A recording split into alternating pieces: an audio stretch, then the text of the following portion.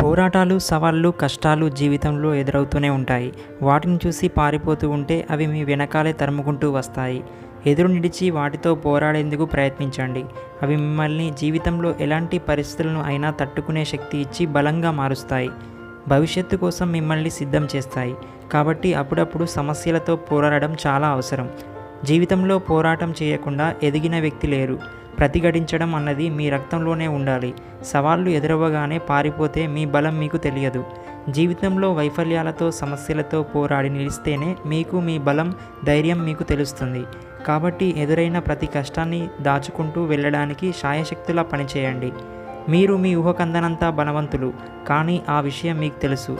ఆ విషయం మీకు తెలియాలంటే మీకు సమస్యలు కానీ, కష్టాలు కానీ రావాలి. వాటిని అధిగమించే ప్రయత్నంలోనే మీరు ఎంత బలవంతులో మీకు అర్థమవుతుంది. తదుపరి పోరాటానికి మీరు సిద్ధంగా ఉంటారు. మీ లక్ష్యాన్ని మీరు చేరుకోవడానికి ఎన్నో సమస్యలను, ఆటంకాలను దాటుకుంటూ వెళ్లాల్సి వస్తుంది. పోరాటం ఎంత గొప్పగా ఉంటుందో అందుకునే విజయం కూడా అంతే గొప్పగా ఉంటుంది. ప్రతి సమస్య నుంచి, కష్టం నుంచి ఒక గుణపాఠం నేర్చుకోండి. సహనాన్ని పెంచుకోండి. మీ గురించి మీరు మరింత తెలుసుకోవడానికి ప్రయత్నించండి. అంతే తప్ప ఆ సమస్యకు భయపడి వదిలి పారిపోకండి. సమస్య ఉందని తెలియగానే ముందుగా మీ మెదడుకు పని చెప్పండి. అంతే తప్ప మనసుకు పని ఇవ్వకండి. మనసు మరింతగా భయపెట్టేస్తుంది. అదే మెదడు అయితే పరిష్కారాల గురించి ఆలోచిస్తుంది. ఆలోచిస్తూ కూర్చుంటే సమస్యలు పోవు. యాక్షన్లోకి దిగండి. పని చేయడం మొదలు పెడితే ఆందోళన కూడా తగ్గుతుంది. కొన్నిసార్లు ఆలోచిస్తూ కూర్చోవడం అతిపెద్ద చెత్త పని అని చెప్పవచ్చు.